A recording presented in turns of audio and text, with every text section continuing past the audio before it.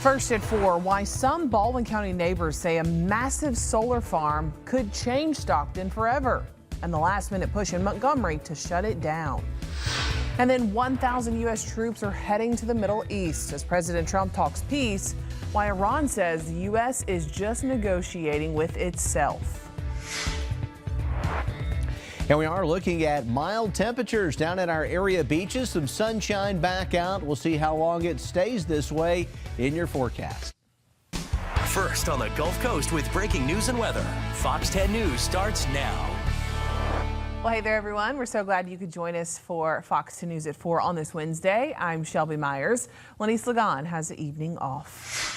And first today, it's a battle against time as a pair of local legislators try to put the brakes on a new solar site set to go up in Stockton. The plan was outlined at a press conference at Five Rivers this morning. State Senator Greg Albritton and State Representative Matt Simpson each introduced complementary bills that, if passed, could temporarily stop the Stockton facility or any other solar site from moving forward. The first bill would put a one-year moratorium on new solar farm development. The second would give county commissioners regulatory control over any future solar facilities built in their jurisdictions. That bill has already passed a House committee. The moratorium is expected to go to committee next week. The Senate version of the bills are still waiting to move forward. Several Baldwin County residents and elected officials support the legislation and hope other lawmakers get on board quickly. The residents, the citizens here, we feel like we're in an emergency crisis moment, and we're hopeful that their peers can understand that, and hopefully they can imagine something similar happening in their same counties. And if they do a little digging, they might find that similar utility scale solar sites might be secretly lurking in the deeds in their unzoned and unincorporated areas as well. Well, the time to get things done is short. The regular legislative session ends April 16th, and there's no assurance that a new law at this stage could halt projects already approved by the Alabama Public Service Commission. You're going to hear from both sides of the bill's sponsors, or both of the bill's sponsors, I should say, coming up on Fox 10 News at 5 p.m. There are a handful of working days left in this year's legislative session, as we mentioned, and a few big ticket items for the legislature are still on the table. Alabama political correspondent Jessica Umbro walks us through some of the issues that lawmakers could be focusing on in the final days of the session. There are just 6 more days where we'll see Alabama's House of Representatives and Senate gavel in to get bills and both state budgets passed before they wrap up for the year. We're waiting to see how multiple bills looking to change how the state's Public Service Commission functions shake out. One, Senate Bill 360, looks to expand the board from 3 to 7 members with regional districts. The 4 new members would be initially appointed this summer, with elections phasing in through 2030. House Bill 475 would require the PSC to regulate Alabama Power with rate cases, which has not been done in 4 decades. The bill's sponsors say it's in an effort to add regulations to the board to reduce energy costs for Alabamians. Both bills have passed in their original chambers. The state's 2 budgets are in the same spot. The Education Trust Fund passed the House and is now in the Senate, and the state's General Fund passed the Senate and is now in the House. After the education budget passed, Speaker of the House Nathaniel Ledbetter said the past 4 years have been legislatively successful in his eyes. I think if we signed that today, we could be happy with what we've accomplished. Certainly, if you look at the accomplishments in this quadrennium, it's quite amazing. I've never been involved in a quadrennium where we've made impactful legislation as much as this one. Before the break, Senate Democrats filibustered on a few controversial bills. One of them would require state agencies and public entities to recognize the Gulf of Mexico as the Gulf of America, and the other one would require a poster of the 10 Commandments to be put up in 5th through 12th grade classrooms around the state. We could end up seeing those bills being brought back after lawmakers return from their recess. Jessica Umbro, Fox 10 News.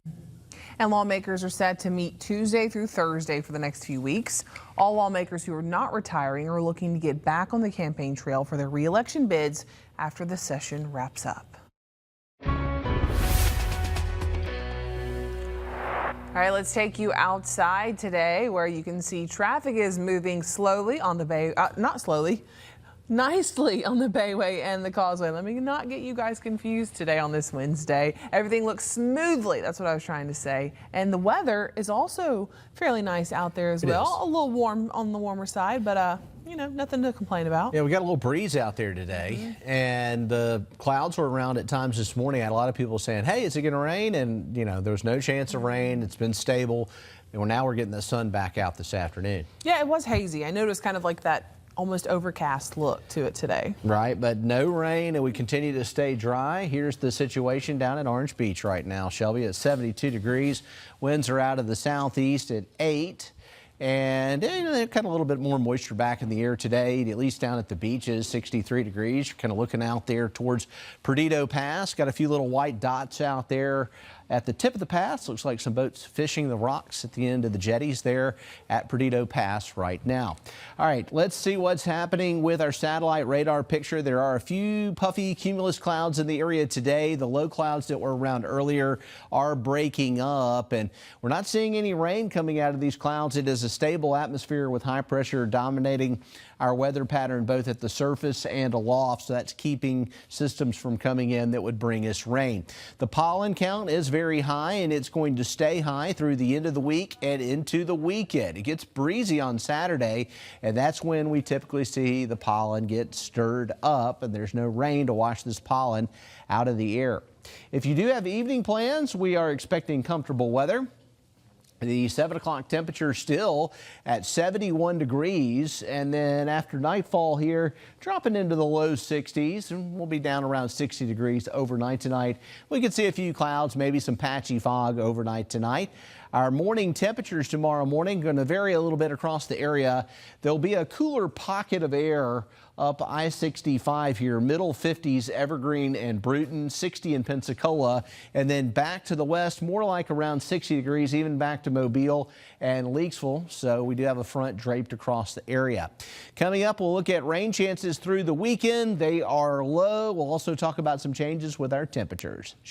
Okay, Jason, we will see you shortly. As the war with Iran continues, U.S. troops are expected to deploy to the Middle East in the coming days. Meanwhile, President Donald Trump is saying a deal to end the war is in sight. That sentiment is not echoed by Iran, which suggests that the White House is negotiating with itself. Lee Waldman breaks it down. Airstrikes continue in the Middle East. A residential area in Tehran was hit, according to the Iranian Red Crescent. In central Israel, at least 9 people were hurt after an Iranian missile launch, emergency officials said. In the coming days, approximately 1,000 soldiers with the Army's 82nd Airborne Division are expected to deploy to the Middle East, according to 2 sources familiar with the matter. One of the sources said the brigade will be prepared to be called upon if needed. They're serious about conducting some kind of a ground operation in Iran. Why else would you be sending the immediate ready brigade from the 82nd Airborne? I would not support troops going into Iran, period. No ifs, ands, or buts, but I also want to be clear that this administration, at least in talks with us, has not voiced that they want that either. This comes as President Donald Trump says the U.S. is winning this war and is close to ending it. I can tell you they'd like to make a deal. And who wouldn't if you were there? The U.S. has shared a 15-point list of expectations with Iran via Pakistan, 2 regional sources told CNN, who added that among the points included are limits on Tehran's defense capability, a cessation of support for proxies, and an acknowledgement of Israel's right to exist. However, Iran's semi-official news agency Fars is reporting Iran will not accept a ceasefire and believes it would not be logical for it to enter talks with the United States, citing a source with knowledge of the diplomatic activity. I'm Lee Waldman reporting. Well, gas prices are holding steady after more than 3 weeks of increases tied to the war with Iran. AAA says regular is averaging $3.98 a gallon, $1 more than a month ago, but essentially unchanged from Tuesday. Oil prices show modest relief, with Brent crude hovering at or below $100 a barrel. It's still above pre-war levels, but lower than this month's peak. All right, our traffic tracker right now, lots of green on the roadways, fast flowing travel on I-10, the Bayway, I-65 across Baldwin County and even into Pensacola. We're just not seeing any delays right now. The rush hour is right around the corner, so we'll be checking again as we get closer to the 5 o'clock hour. Shelby? All right, Jason, thank you. Well, still ahead from us here on Fox News at 4, a landmark verdict in a trial that's one of the first of its kind. How a billion-dollar company is being held accountable coming up. And then Punch the Monkey makes a new and real best friend. And a carpool lane driver is busted with a fake passenger. All of that's in your Take a Look at This. But first, take a look outside. This is over Orange Beach. You can see that hazy fuzziness in the air out there, but no clouds, like major cloud cover, as it's a decent beach day today. Hope you're enjoying your Wednesday. We'll be right back with more. Social media has really become, and as Meta as a company itself, and what it has come to represent and should be trying to represent better, and in just protecting teens and people that are going to be on those platforms. A New Mexico jury has found Meta liable in a case over child sexual exploitation on its platforms. The jury found the company violated state law in a case accusing it of failing to warn users about the dangers of its platforms and protect children from sexual predators. Meta was found liable on all counts in order to pay $375 million in damages. A Meta spokesperson says the company respectfully disagrees and plans to appeal. The state's attorney general had accused Facebook and Instagram of becoming a breeding ground for abuse. The 6-week trial included testimony from executives, whistleblowers, and an undercover investigation into child sexual exploitation on Meta's platforms. The company argues it has been transparent about risks and invested heavily in safety. TSA wait times continue to cause travel headaches nationwide, but especially in Texas. It was a nightmare today at George Bush Intercontinental Airport, where lines wrapped outside the terminal. Travelers are urged to plan ahead and arrive extremely early. Some passengers waited for hours. Nearly 40% of TSA employees have called out in recent days, making it difficult to move passengers through security. The cleanup in Hawaii includes clearing the debris from the beach on Honolulu's North Shore. It's the result of 2 kona lows that hit Hawaii. A kona low is a storm with trade winds coming from opposite of their usual direction. Yesterday, it was volunteers picking up trash from the beach. Tour operator One Ocean Diving organized this cleanup. We got hit so hard by this. People lost everything, and so it's really heartwarming to see everyone come together. It is a lot of work. It's definitely not easy, but just anything, even if it's just coming and walking just once, that's something. Honolulu was getting a break after the 2 kona lows. The next few days are going to have a low chance of rain, and that's going to aid in that cleanup.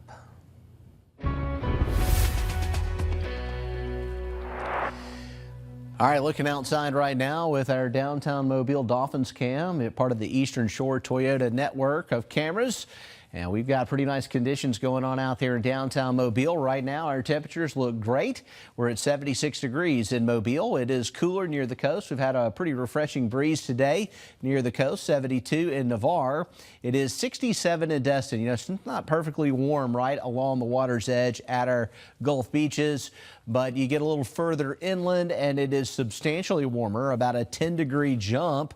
Temperatures up near 80 in northern Clark County. We're at 76 in Monroeville and 81 in Chatham, 82 in Leakesville. Quite the change of temperatures over a short distance. Happens a lot this time of the year in the early spring when the Gulf temperatures and the Bay temperatures are still real chilly. And looking at what's happening with cloud cover, we do have some low clouds around. This will have to be monitored. We may see that again tomorrow morning in the form of some patchy fog and some low cloud cover, but the afternoon sun is with us, mixed in with a few scattered clouds in the inland parts of the forecast area.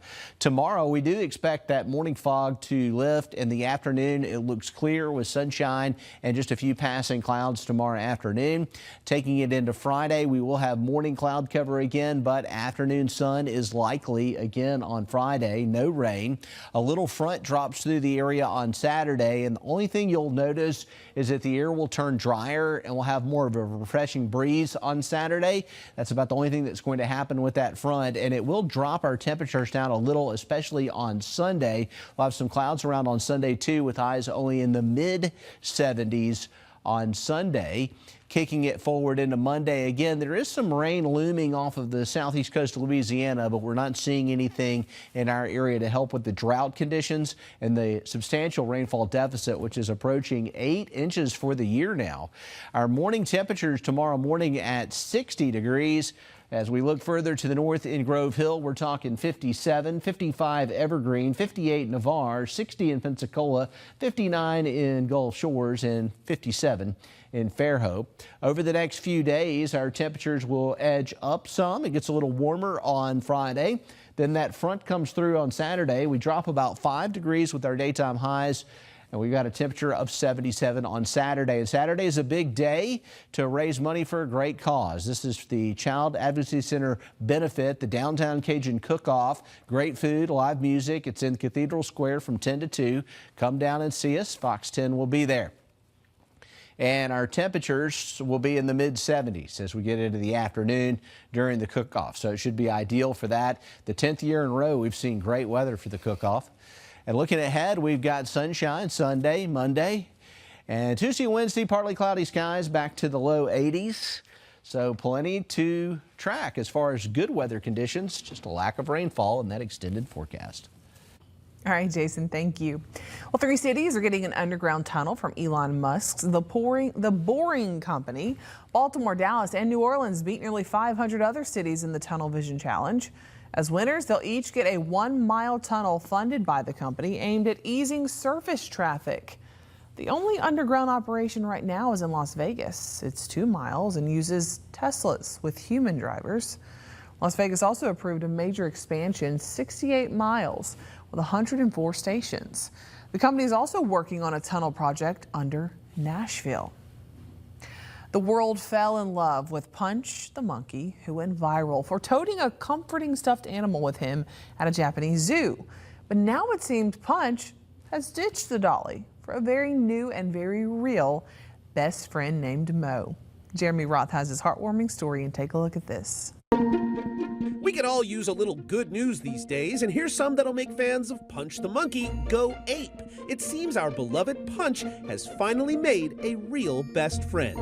Unless you've been living under a rock, you know that Punch went viral when adorable video of the baby macaque monkey toting a stuffed animal everywhere took the internet by storm. The story took a dark turn when officials at Japan's Ichikawa City Zoo confirmed the plushie was a comfort device of sorts for Punch, who was abandoned by his mother and later bullied by his enclosure mates. But now the zoo says the 7-month-old is finally fitting in, hugging and playing with others, and has been seen clinging to what the zoo calls his new best friend, another macaque named Mo. So now we can count at least one official pal for Punch, you know, in addition to his millions of fans worldwide. From a very real friend to a very, very fake one. That's what California Highway Patrol troopers discovered riding in a vehicle using the carpool lane on the I-10. Officials say the driver had used a hooded jacket to turn his front seat into a faux bro, appearing to ride shotgun. But a keen-eyed motor officer busted the rush hour ruse wide open, denying the cunning carpool creativity. But that wasn't even the weirdest traffic stop we have. No, this half-baked fake missile mistake takes the cake. Florida Highway Patrol stopped a truck appearing to transport a pair of missiles after they received several calls from concerned motorists. Turns out the Florida man/Rocket Man told FHP officers the missiles were plastic fakes used for shows and events. Officers deemed the situation safe, suggested better modes of transport for the props, and then, of course, took selfies and posted them to Insta. For Take a Look at This, I'm Jeremy Roth. Well, after the break, Stephen Colbert is diving into a new project that he is no doubt excited about. We're going to explain in your entertainment news next. The Fox 10 Pledge of Allegiance. I pledge allegiance to the flag of the United States of America and to the republic for which it stands, one nation, under God, indivisible, with liberty and justice for all. The Fox 10 Pledge. Welcome Welcome back in. Comedian Stephen Colbert is co-writing a new Lord of the Rings film. That's according to a video from the late night host and franchise director Peter Jackson. Colbert is a J.R.R. Tolkien fan, super fan, he says, and his job at CBS is set to end in May. He says he's been getting advice from his son, who is a screenwriter. Philippa Boyens also is involved with the writing. Deadline reports the movie's tentative title is Shadow of the Past. That's very interesting.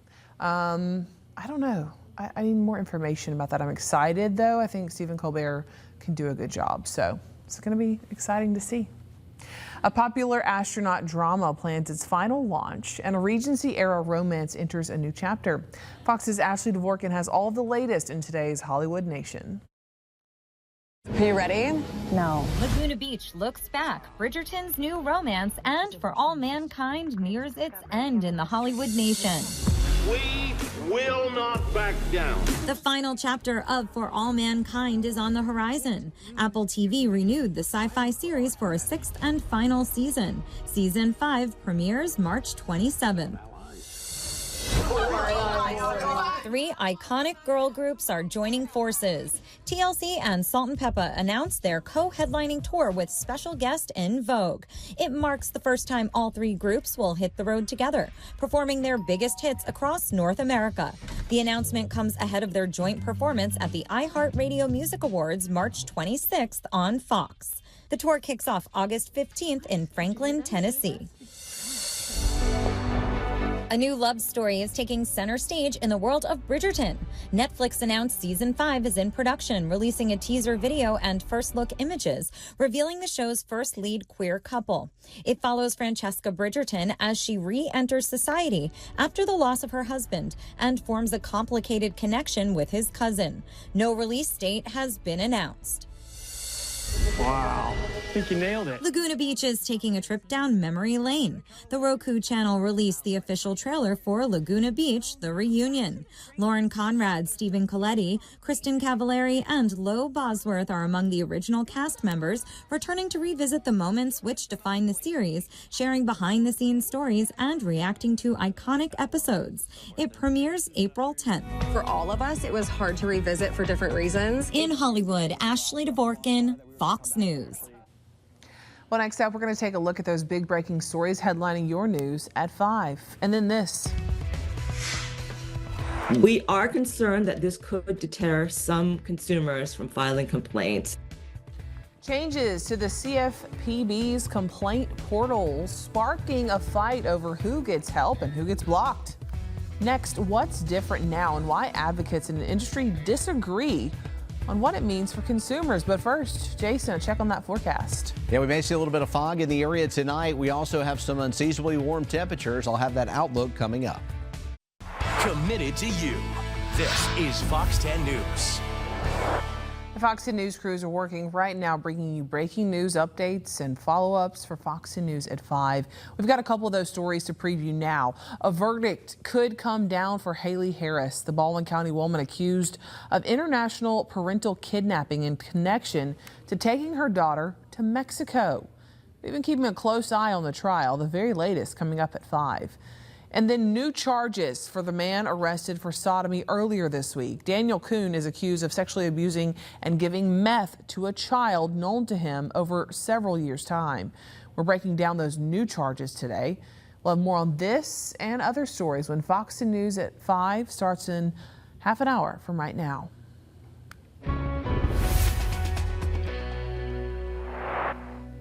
All right, looking out there right now as we track conditions on Interstate 10, you can see our downtown Mobile Admiral Cam, sponsored by Eastern Shore Toyota. It looks clear. We're not seeing any major problems on the roads. It's a beautiful day.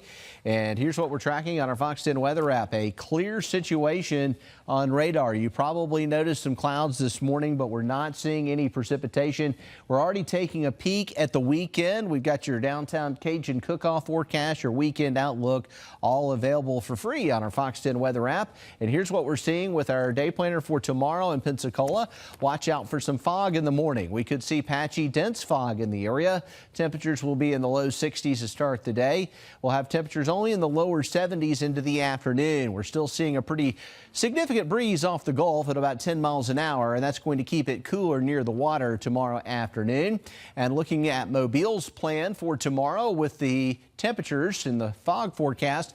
Patchy, dense fog again tomorrow morning. You may want to make plans to check in with Matt for an update on road conditions on Fox 10 News tomorrow morning. He'll be monitoring it. We'll be closer to 80 degrees in the Mobile area tomorrow afternoon, doing a little bit better, especially out towards West Mobile. It's 73 right now in downtown Mobile. We've got a little breeze, pretty refreshing out of the south-southeast, and that's our Dolphins cam right there. Let's look at the potential for fog overnight tonight, and the enhanced fogcast shows a lot of half-mile visibility possible in the areas in purple. Maybe a little bit better further east across the Panhandle, but fog more likely the further west and north you go here. So we will see that potential for some fog affecting travel early. Plan accordingly. Our next few hours, if you've got evening plans, temperatures look just fine. Overnight lows around 70, or at least evening temperatures around 70, and overnight lows dropping into the low 60s by the early morning hours. Here's your outlook for the rest of the week, and even taking a peek at the initial part of the weekend. On Thursday, 81, Friday, 83. We are looking at upper 70s on Saturday with mostly sunny skies expected each day. All right, Jason, thank you. Day 2 of the International WASZP Games is underway in Pensacola. This is the first time the games have been held in North America. The competition lasts through the week, and after getting a late start yesterday, sailors were able to hit the water in Pensacola Bay for Day 2 this morning. More than 70 sailors representing 12 countries, including 3 from Pensacola, will be racing foiling boats in multiple races throughout the day on a course that changes depending on the wind. While these are some of the most elite foiling sailors in the world, they say it still takes a lot of skill and some favorable conditions to race at this level. You're working all parts of your body while also having your mind run on overdrive, reading the wind, seeing the calculations, and keeping up with the rest of the fleet. Some of the American sailors say having the races in Pensacola gives them a little bit of an advantage. You're going to hear more about that on Fox 10 News at 5. The seafood industry wants fish to look more like meat. It's betting that will make more Americans finally eat more fish, making fish and seafood more appealing to consumers. At a recent seafood expo in Boston, many products resembled salami, meatballs, fried chicken, and more. Americans consume about 19 pounds of seafood a year compared to a global average of 45 pounds. Most of the seafood Americans eat is shrimp and salmon. Some new products, salmon snack strips, shrimp burgers, and tuna that taste like fried chicken.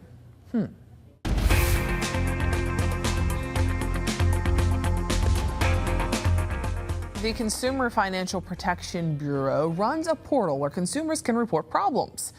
Now, process changes are sparking debate. Advocates warn they could deter complaints, while industry leaders want guardrails to prevent abuse.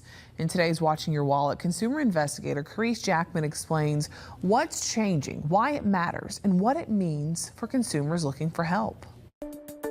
The Consumer Financial Protection Bureau's complaint portal is meant to give people a place to report problems with financial companies, including credit bureaus. But some advocates say new messages added to that process could make it harder or at least more confusing for people trying to file a complaint. Chi-Chi Yu is Director of Consumer Reporting and Data Advocacy at the National Consumer Law Center.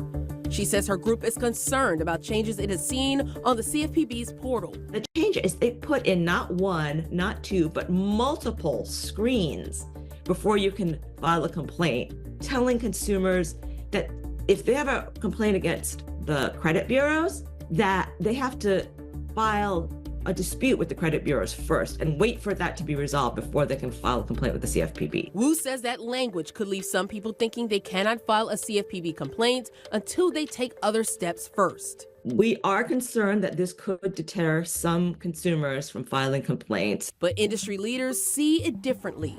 Dan Smith, president and CEO of the Consumer Data Industry Association, or CDIA, says the system is being flooded with complaints he argues are not legitimate. What consumers are doing, they're using the complaint portal in an attempt to wash their credits, right, by inundating the system with millions of complaints. And we see data as high as 95% of those complaints are not legitimate dispute requests. The CDIA has pushed for changes to the portal, saying the CFPB should do more to screen out complaints it believes are inaccurate, misdirected, or tied to credit repair abuse. And we're just asking the Bureau to look at your system, look at the data, analyze it, and see if you think those are legitimate complaints, or are they people trying to credit wash? And you shouldn't allow your system, the federal government system, to allow people to perpetuate illegal activity. The CFPB sent us a statement defending the change, saying, by reminding people of the legal process to fix or investigate their credit, we're able to help more people. Right now, the system is overwhelmed by issues that aren't related or CFPB is not able to solve. The agency also said that by law, people reporting inaccuracies or incompleteness on a credit report first have to report it to a credit reporting agency before the CFPB can open an investigation. With this Watching Your Wallet, I'm Carice Jackman. Chronic diseases are the leading cause of death worldwide. In the U.S., these diseases affect more than half of the population. That's according to the National Institute for Healthcare Management. One nonprofit in the Southeast is battling that cycle through its medically tailored meal program aimed at providing meals that are rich in nutrients that address chronic health issues. Open Hand Atlanta is delivering free home-cooked meals to people struggling with health and hunger across Georgia. We're trying to help people either prevent chronic disease or better manage it, and in some cases overcome serious chronic health conditions. If we can keep people out of hospitals, keep them out of institutionalized care, right? If we can lower the hospital readmission rates and keep people out of emergency rooms through nutrition, it's actually a low-cost investment compared to the cost of an average hospital stay. CEO Matt Piper says on average they'll make more than 5,000 meals a day that are helping people live better lives and proving to be a broader economic benefit. I love that. Childhood obesity may keep some from ultimately achieving the American dream. Researchers looked at data from 20,000 American teens following them for 2 decades, finding obese children were less likely to climb the economic ladder than kids who were in the normal weight range. One specific reason behind the results was not determined, but the team believes physical challenges such as sleep apnea and high stress levels, as well as job discrimination and lack of job options, could be some of the reasons behind their findings. Study authors say the results highlight the need to tackle childhood obesity early, including interventions that might help lower medical spending as they age. Well, we are inching toward the end of the semester, and at this point in the school year, it's common for students to feel uneasy about end-of-the-year projects and tests. In today's Health Minute, Manny Gaither has the subtle signs of academic anxiety in kids and teens and how parents can help students cope. School's still in session, but summer break is on the horizon, and as students begin to wrap up the semester, it can feel a bit overwhelming. Academic anxiety, test anxiety are all really common. And a lot of times kids experience it and immediately think something's wrong with them. Jody Baumstein with Children's Healthcare of Atlanta says anxiety is normal, but it may look different in a child or teen. Some signs may include being excessively focused on school to where they're no longer taking part in activities they used to love, withdrawing from others, having anxious thoughts before a test, being fidgety, tearful, or having difficulty focusing. You might also notice that they're studying so much, but that's not bringing the anxiety down because it's really not about how much they're studying, it's about their mindset around it. Baumstein says parents can help by normalizing nervousness. Everyone feels anxious at times, but it's usually temporary. And take the pressure off. Let them know one grade or one project doesn't define them, that it's their effort that makes you proud, not the outcome. And remind them that your love isn't dependent on how well they did on a test. Finally, Baumstein says to help them learn this is a problem they can solve, because she says learning to get through it, not around it, will stick with them. Whether it's a test now or a job interview in the future, they're going to need to know how to navigate these big feelings. For Health Minute, I'm Mandy Gaither.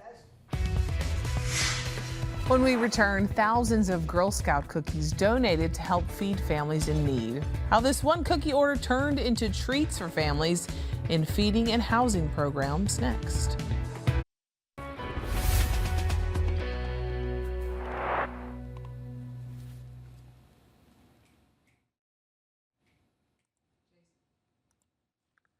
All right, here's a look at your beach forecast here, and we've got temperatures getting up into the mid-70s as we look at tomorrow. 78 on Friday and 75 on Saturday. We have a low risk of rip current, so things are looking good. We are expecting to see good beach conditions across the Gulf Coast, and we've got that lower risk of rip currents, which is good. Could see that kicking up some on Sunday. Pollen will also be an issue at times. We've got a very high pollen count here as we look at it on Wednesday and Thursday. Friday, we've got a pretty high pollen count too, and there's no break to this because we don't have the rain to flush the pollen out of the air. Temperatures right now at 76 degrees in Mobile, 75 in Bay Minette. We're at 71 in Pensacola, near 80 in Grove Hill and in Chatham. And looking at our satellite radar picture here, a few clouds out there right now. We had some morning cloudiness. We're going to see more of that tomorrow. We could have some fog tonight, and the fog will be around each morning, but we should go back to sunshine in the afternoon to the next couple of days. Tomorrow looking to be mostly sunny by the afternoon. Same thing on Saturday as we get into the forecast. Both Thursday, Friday, Saturday. We'll have a little bit of fog in the morning, then some sunshine in the afternoon. Saturday afternoon, we start to get some drier air in here, and it will feel refreshing. We're going to get a nice little breeze. There could be some showers over the western edge of the forecast area here. And when getting forward into early next week, there's still no sign of any significant rain. Our temperatures tomorrow morning at 60 in Mobile, 58 in Milton, 56 in Atmore, and 57 in Grove Hill. We've got 59 Navarre and 59 in Gulf Shores. And taking it forward up to 83 Friday, the warmer day of the week, one of the warmest days of the week. Saturday, we drop back into the upper 70s with that front, and we will see some mid-70s in the forecast for Sunday. The Downtown Cajun Cook-Off is this Saturday from 10 to 2 in Cathedral Square. Hopefully you can make it out, and it's a great opportunity to raise money for a really good cause, the Child Advocacy Center. Live music and great food. And more good times this weekend with temperatures in the mid-70s on Sunday and some sunshine. We do warm back up again next week. And we sure are excited about this weekend, the Cajun Cook-Off for sure. Thanks, Jason. Thousands of Girl Scout cookies donated to a charity for the poor. The Association of Greater Phoenix delivered more than 4,000 boxes of Girl Scout cookies to the St. Vincent de Paul Society, where 49 local businesses teamed up to make the purchase from a Girl Scout named Lydia. The ability for small businesses to get together, kick in a little bit of money, no major donors for this. These are just small local businesses that supported Lydia and St. Vincent de Paul by buying Girl Scout cookies. Yeah. It's that simple. The cookies will be distributed to thousands of people and families served by the nonprofit's feeding and housing programs throughout the state. And who doesn't love a good Girl Scout cookie? Get those Thin Mints, throw them in the freezer, take them out whenever you got a little sweet tooth. Really, you can't go wrong with any of the flavors. I personally like, I don't remember what they're called, but they've got the peanut butter on the inside, I think. All of them are good though. Well, also today, it is International Procrastination Day. It is my day. I don't know about you.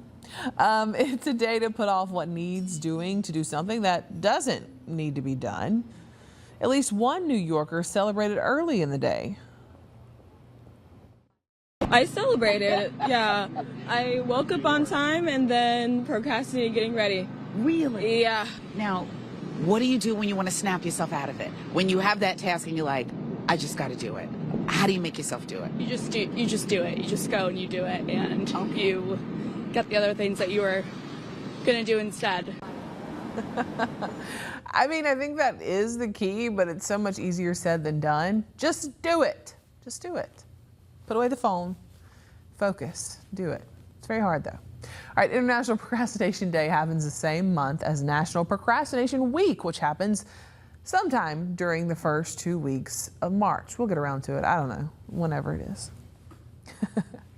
Well, if you're procrastinating, maybe you want to have a waffle on the side. Grab the syrup because it is International Waffle Day.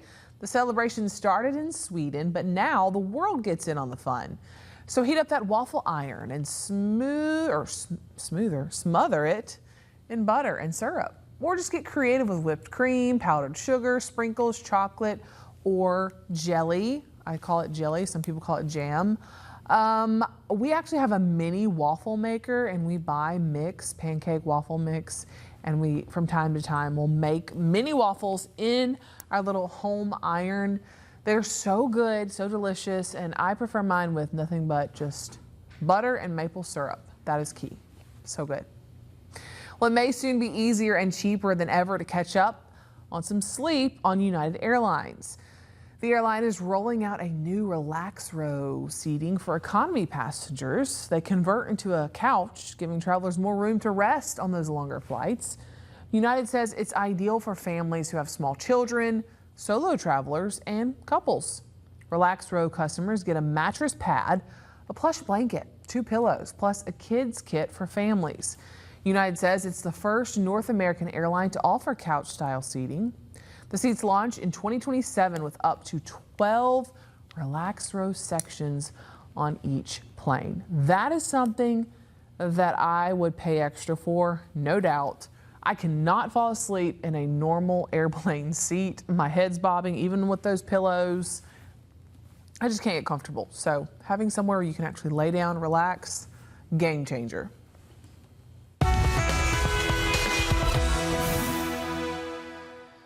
All right, taking a look at our Eastern Shore Toyota Camry here from Daphne and the Hampton Inn. We are looking at some low clouds, but there's not any significant storm systems coming in. We're not seeing any rain anytime soon. Here's a look at our forecast and our traffic situation here, as we are seeing a bit of a slowdown on the I-10 Bayway, but down at the beach where we had major problems yesterday, things are looking good.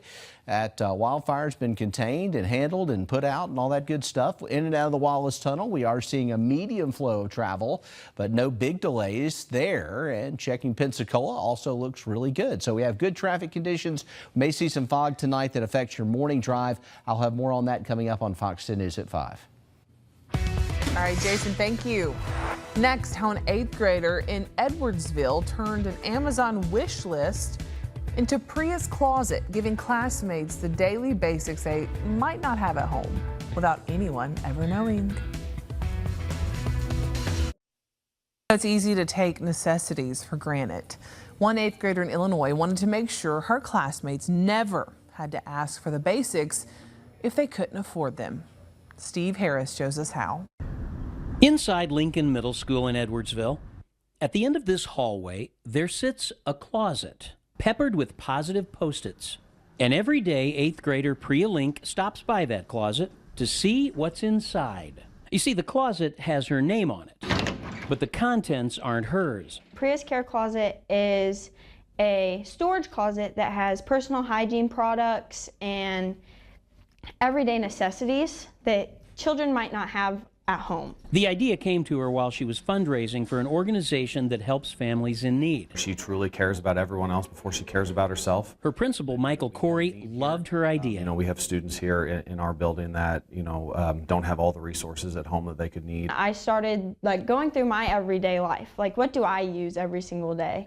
And all that stuff that I use, I put on that wish list. She made an Amazon wish list of all the things that kids might need, asking the community to help her fill the closet.